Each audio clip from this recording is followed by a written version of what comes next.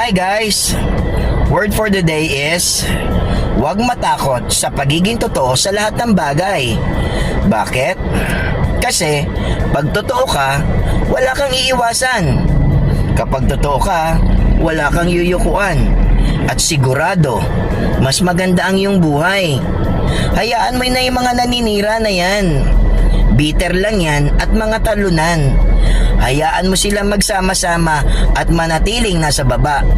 Ano?